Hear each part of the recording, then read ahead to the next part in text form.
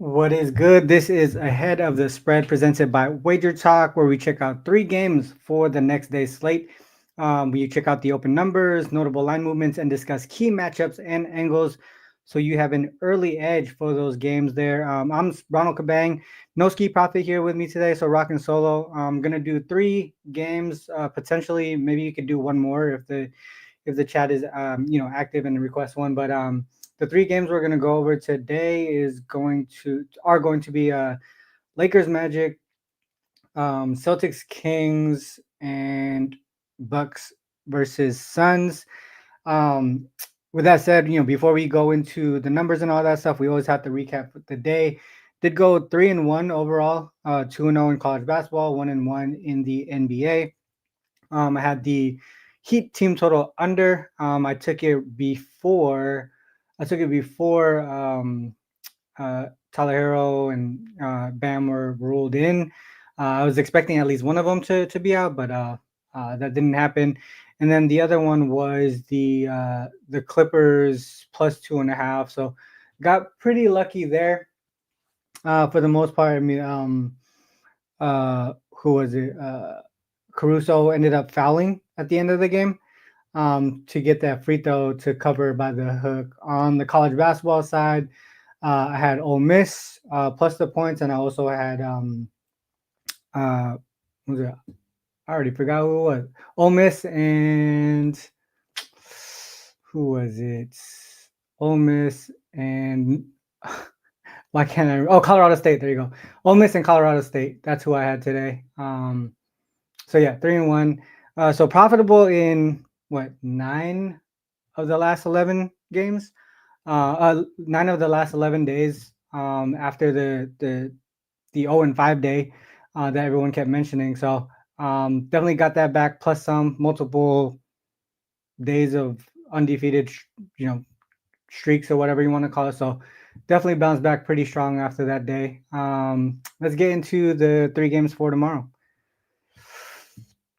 I'll share my screen.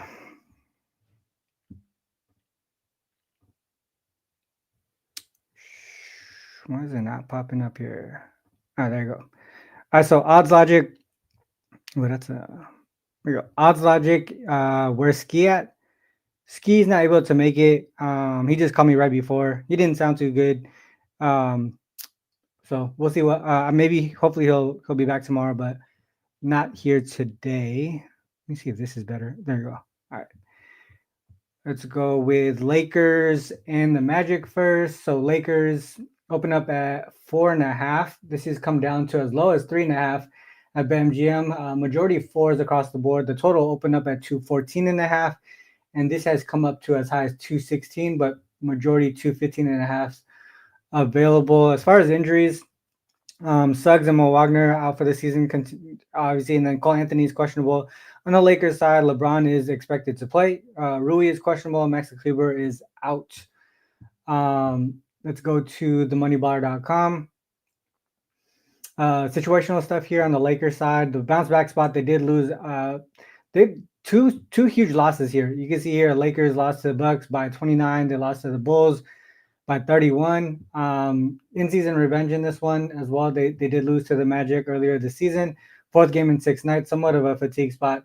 Magic, they are well rested, 2+ days of rest or more. First game of a back-to-back, though, they do have to travel to Charlotte.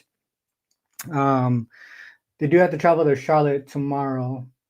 All right, so let's go to some of the things that I was looking at here. I was looking at the total in this one, so a few things here to just look at. The Magic very strong to the under all season long, 42 and 29 to the under this season. In their current spots, pretty strong to the under as well, 9-3 to the under as home dogs, 8-3 to the under on the first of back-to-backs. You can see the Lakers when less rested, a slight lean towards the under there. What I saw on the team total side, their offense tends to struggle. The Lakers do. 40, 29, and 1 to the team total under. And then when they're the favorite, especially road favorites, 9-5 to their team total under. When less rested, 9-5 to the team total under as well. So their offense doesn't show up in this spot. Magic as home dogs, 8-4 to the team total under there, and their defense pretty strong in this situation. 8 for the team total under as home dogs. First of a back-to-back 7-4. This is one, I guess, kind of pause that I have here is the rest when they're more rested, 11-4.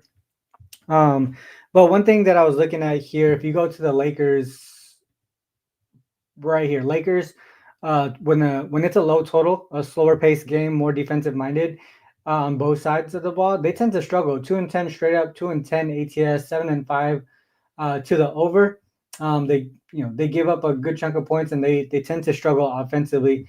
The biggest thing that I could see out of all of this, though, majority of these games were prior to the trade. Only 2 of these were after, and they failed to cover in both of them. They went under their team total in both of them as well. And if you look at the last 10 games, so we went over the trends, but if we look at some of the stats here, so we went over situational notes, the trends, but if we look at the recent form, last 10 games, both offenses are struggling right now. 24th in offensive rating for the Lakers, 19th for the Magic. Pace of play is going to come into play here as well. Both teams are towards the bottom of the league as far as pace of play. 19th for the Lakers, 24th for the Magic. You can see their effective field goal percentage. Both teams struggling right there. Neither team great in offensive rebounding, so second chance points is probably going to be limited for both teams. As far as points per game over the last 10 games, both in the bottom 6 in the league as far as points per game. So a lot of things to me just kind of pointing towards the under in this one. Anything else there? If I was to like pivot, if I was to look at the side, I would probably look towards the Magic side. In my opinion, I don't like the fact that the Lakers are looking this terrible. I mean, I know most of the time we're going to look and try to find a bounce back spot here. But I wouldn't want to back the Lakers until I see some type of shift in how they're playing, especially on the defensive side of the ball. So my look here would be the under. I just don't think that, even though the Lakers are struggling defensively right here, they just gave up 146 to the Bulls. I don't think the Magic's offense is that great right now. So under would be my look on this one. Let's go to the second game here. Sorry, let me just look at the chat real quick. So JP likes the over. He's thinking that the Lakers bounce back. I just need them to show me something before I back them. If we go to LeBron points and rebounds under, all right, and then that makes sense. That makes sense to me. The only thing is with rebounds, if both teams are going to expect to, if I expect both teams to struggle, there's going to be a lot of rebound opportunities. So that's the only thing that would be my pause on that one. All right, BD leaning towards the under as well. Let's move on to the second game. It's going to be the Bucks and the Suns here. This opened up at -1 for the Suns. This has moved as high as 3.5, and we're seeing mostly threes. And then the total, this has come down a bunch. So the Bucks, the total opened up at 230. This has come down as low as 225 here at DraftKings. 226 is the highest I see. So make sure you guys line shop depending on what you're looking for. Let me look at the injuries. I'm wondering if something just popped out recently. So we look at the Bucks. So Dame he was ruled out earlier. Portis has been out because of suspension. So we go to the Phoenix side. Beal's out. Richards available to play. Grayson Allen available to play. I wonder why it's teamed down. All right, so let's go over to Bucks. Did I say Bucks Suns? Yeah, Bucks Suns. Situational notes here. Letdown spot here on the Bucks. They did beat the Kings outright as 1.5 point dogs on the road here. They've been on the West Coast for 1, 2, 3. This is their 4th game on the West Coast. They have Denver on deck. If you look at the Sun side, they have 2+ days of rest or more. They haven't played since the 21st. They are in a letdown spot too. They just beat out the Cavs. We had the Suns in that one too. So we I think Skee was on that one as well, if I'm not mistaken. We kind of read that one right. Cleveland not really motivated right now, but the Suns definitely are, based on where they're at in the standings right now for the playing spot. They do have Phoenix on deck though coming into town. Um, Good thing is that they've been at home for quite a bit. Let's look at some of the trends. Bucks. What did I have on these guys? I was actually looking at the under again on this one. All right, so let's look at some of the trends here. So we have the Bucks under as road dogs here. The Suns, when they're more rested, under 8-1 to the under. Home favorites 11-9 to the under. I think at home in general, the Suns are an under team. So if you combine home favorite and home dog, that's basically how they do at home. They're 14-19. Sorry, 19-14 to the under. If you look at some of the team total stuff, they both struggle offensively in their situational spots. So if you look at the Bucks, road dogs 10-4 to their team total under. Less rested, Bucks are 12-8, and the Suns, when they're more rested, 7-4. They're also, their defense is pretty strong in the spot too. When they're more rested, 7-4 to the team total under for their opponents. Bucks as road dogs, they play some solid defense as well. All right, so if we look at the last, I think for this one, I looked at last 5 games just because that's kind of like where the Suns started to get their streak going. You see they won 4 of the last 5. So I wanted to see how they were doing in that one. So last 5 games right here, pointing to the under, 24th in pace, 23rd in pace. Bucks offense, they're 12th in the offensive rating, but their effective field goal percentage is towards the bottom of the league. You can see points per game towards the bottom of the league, bottom half of the league. Neither of them push the pace as far as fast break points per game. Not really towards the middle of the pack, not going that fast. So they don't really push transition. 3-point defense is pretty solid here on the Bucks side. Suns are pretty good at above the break 3, but like I said, defensively they're right there. This is where the Suns can get some points though in the corner 3, because Bucks corner 3 defense is towards the bottom third of the league, and the Suns actually put up the most attempts per game from the corner 3. Other than that, the last 5 games, you can see both teams kind of trending towards the under. And the Suns defense, pretty strong right there. All right, let's go. So on this game, the under. Let me go to the chat here. Bucks plus the points. I don't know where to go from a side perspective, to be honest. I think the Suns are playing really well right now, and they're just really motivated. So I probably wouldn't go against them at this point. But I wish you luck. Can you go over Indiana and Minnesota? Oh, so Boston Sacramento is one of the games that I'm going over. All right, so Triple G is on the Sun side. So JP and Triple G on opposite ends there. BD under. So agreement there. PZ looks like he's in agreement as well. All right, let's go to the last game on the for the show. Boston Sacramento. Boston opened up at -4. This is a pretty fishy line to me, in my opinion. I know Jaylen Brown's out, but still pretty fishy. All right, so -4 at open. This has come down to 3.5 at some books. Still can get a 4 at Bet Online and DraftKings. Total 225.5. This has come down to as low as 224.5. Still a 225.5 available at BetMGM, but it's kind of juiced. Pretty much 225s across the board. As far as the injuries, we'll go to Boston. I know who's out for Sac. So Boston, though, Porzingis is questionable. Drew is questionable. Jaylen Brown is out, and I think Tillman is out as well. I'm not sure why it doesn't have it there. And then on the King side, Monk and Sabonis are both questionable. Let's go to themoneyballer.com. Situational notes here. Celtics, double-digit in-season revenge. Let me get that out. Celtics, double-digit in-season revenge. Fatigue spot. Second game of a back-to-back. third game in 4 nights. They did, I think, Celtics won by, I think they covered today. Celtics, yeah, 129, 116. Came down to 6.5, I think, because of all the injuries. They ended up covering pretty easily. On the Kings side, first game of a back-to-back, they do have OKC on deck.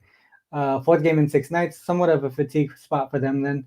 But as far as like rest advantage, obviously they have the rest advantage because Celtics on a back-to-back. Also a bounce-back spot, they did lose outright to the Bucks at home. They've been at home for quite a bit. This is their 5th straight game at home. Celtics been traveling a bit. 1, 2, 3, 4, 5, 6 straight game with travel, and then they also have to go to Phoenix in a couple of days. So this one was actually pretty tough for me to handicap, but maybe I found an angle on it. So from a spread perspective on the season, nothing really. I mean, you can see it kind of cancels each other out in different spots. So as home dogs, Kings tend to struggle, but they're pretty good when they're more rested. Celtics as road favorites, somewhat profitable there, slightly profitable, but less profitable when they're less rested than their opponent. But one thing that I do know, if you take the Celtics team total under through the whole season, you're making a lot of money here. 47, 22, and 1 to their team total under on the season for the Celtics. So just blindly taking them, you would have been cashing a lot of tickets. In their current situational spots, the team total under has been pretty solid. 13, 3, and 1 to their team total under when they're less rested. 7, 3, and 1 on the second of a back-to-back. My issue here, Kings right there as home dogs. Their opponents are 6-0 to the team total over. That's my biggest, I guess reason why I haven't taken the Celtics team total under yet, but I strongly lean in that direction. One of the other things that I was looking at, I think it was Jaylen Brown. All right, so let's look at. Let me zoom in a little bit more. Celtics and Jaylen Brown equals 0. So when he's not in the lineup, 12 and 3 straight up, 9 and 6 ATS, 11 and 4 to the under. As far as team total for the Celtics, they only went over their team total 5 times out of those 15. So 10 and 5 to their team total under. So even when Jaylen Brown is out, when Jaylen Brown is out, their offense obviously tends to struggle a little bit. If you say they're unrested, like they are tomorrow, under their team total in 3 of those games. If I look at the last 10 game stats right here, pace of play is the biggest reason why I think that the under is the strongest play here. 30 dead last in pace of play last 10 games. You got 28th for the Kings. Points per game, both of them towards the bottom half of the league. You see the Celtics defense is number 1 as far as points per game allowed. My worry is that the Kings give up a good chunk of points because they're 26th in defensive rating. You can see effective field goal percentage allowed, 30th. So that's my worry. I think one way to pivot, if you wanted to, would probably take the Kings team total under. That would be a pivot, in my opinion. If you don't like, because a lot of people, even though I say the trends and all those numbers, people don't like to take the Celtics team total under. But if you don't like that, you could probably take the Kings team total under, just based off of like a negative regression, right? They've been going over their team total. I think they went over their team total in. Let me go here. I mean, overall, they've been going over their team total quite a bit, but the last 2 games they went under. So, like I said, Kings team total under. I think some of their numbers are going to regress a little bit, and you can kind of see Celtics pride themselves defensively. So, under full game or Kings team total under. I like the full game under more than anything, just because I feel like the Celtics should stay under theirs too. Yeah. All right. So unders in all of them, in my opinion. That's the way I would go in those games. Let me just do one more. Indiana, Minnesota, or Nuggets, Bulls. Indiana, Minnesota, or Nuggets, Bulls. Which one do you guys want to see? I've seen those earlier in the chat here. Pacers, Wolves. Okay, let's do that one.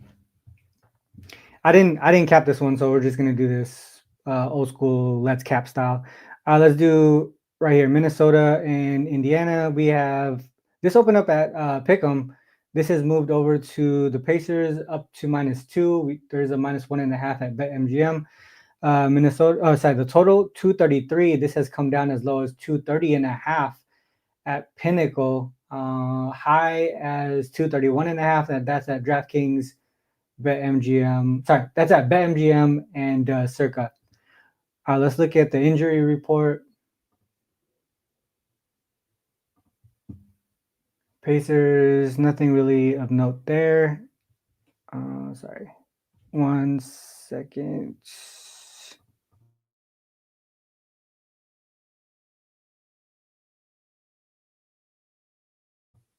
All right, and then we go to Minnesota.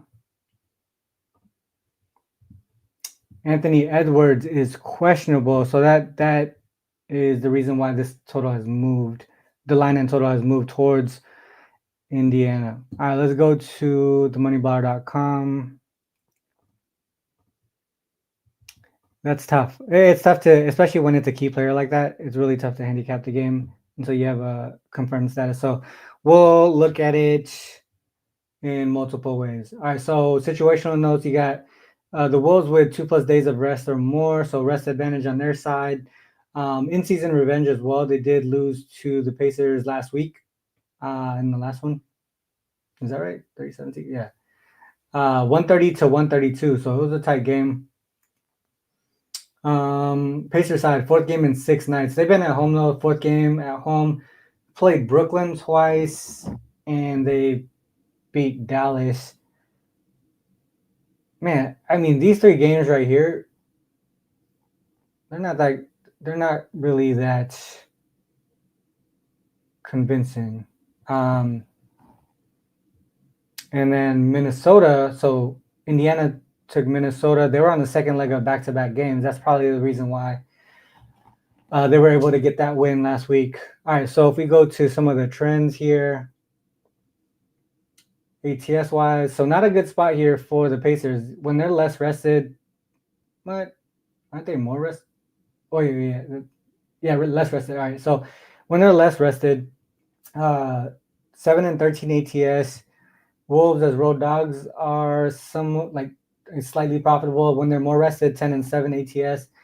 If you look at some of the team totals, so you can see the Pacers really struggle offensively in this spot here when they're less rested than their opponent. 14, 5 and 1 to their team total under, and then they give up points in this spot. 10 and 9 to the team total over. All right. So right now the trend's kind of pointing towards the Wolves side. This straight up record though is pretty interesting. So 20 and 5 as home favorites. The Wolves as road dogs 4 and 7. And the number at 2, it's really just asking. I mean, sort of.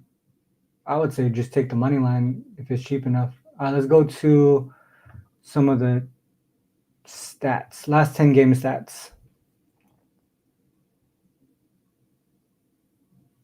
All right, so defensively, so offense and defense, the Wolves kind of had the advantage here. 60% effective field goal percentage over the last 10 games. That's, I mean, I would think that there would be some type of negative regression. Pacers defense is in the middle of the pack as far as defensive rating. It probably is because their defensive rebounding rate. Pace of play is up there. That's the reason why they're, even though they're half towards the middle of the pack in defensive rating, they're giving up a good chunk of points. 3-point defense, pretty solid for corner 3 on the Pacers side. Middle of the pack when it comes to above the break 3.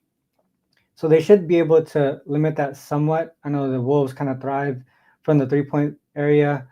Mid range, you don't see mid range to them, so it doesn't matter how bad their defense is on this side. Paint field goal percentage. This is where they're really, and they're shooting 50% from corner three. That's going to come down a little bit. I feel like this is let me just, so it's coming down to 231, 230 and a half. I think it seems like it should be an underplay. Let's go and look at how they do without Anthony Edwards. So we go to Timberwolves.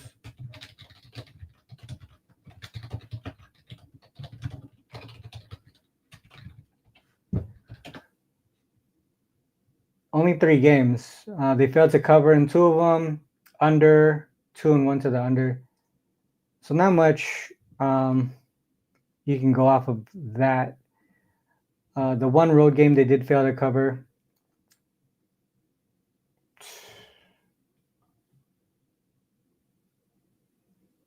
It's interesting. Let's actually look at 23, how they did without him last season. Not a huge sample size either. Pacers this season.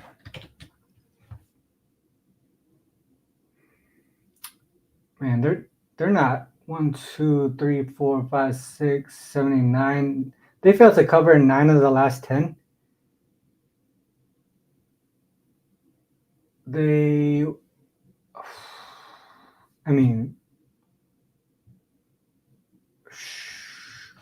Seems like Minnesota, if they don't regress offensively, even without Anthony Edwards, they should be able to win and cover pretty easily based on current form.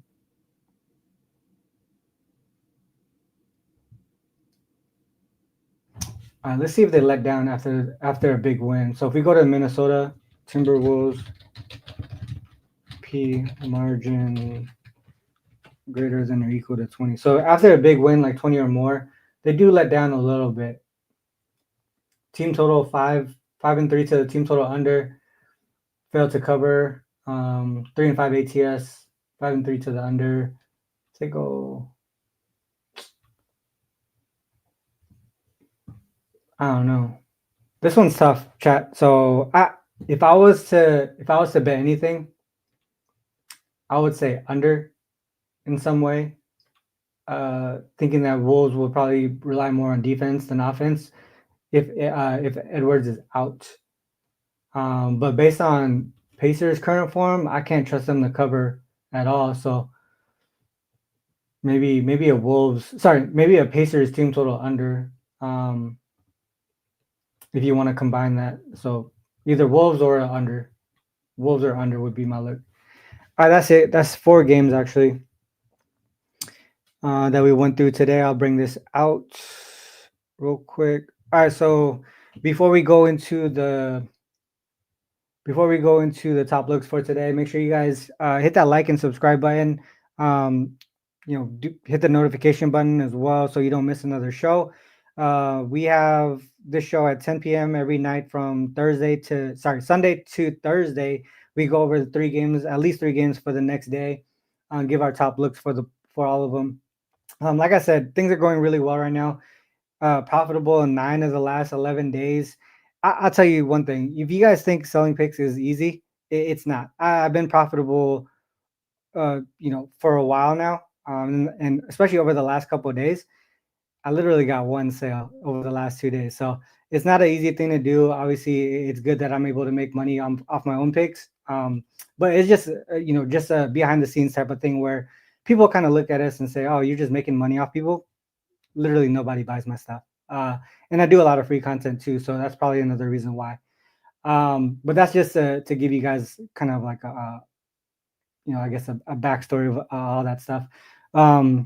But yeah, like I said, things going really well right now, both NBA and college basketball. Hopefully everything continues to go that way as we end the season, and then WNBA is coming up, and that's one of my main sports. And then MLB will be grinding through the MLB season. So If you guys are interested in anything, head over to wagertalk.com. Make sure you guys check out all the packages and deals there. Skee's not here, but obviously you can go straight to his page, wt.buzz/HP. You can see scrolling down there on the bottom. And then for me, wt.buzz/RC.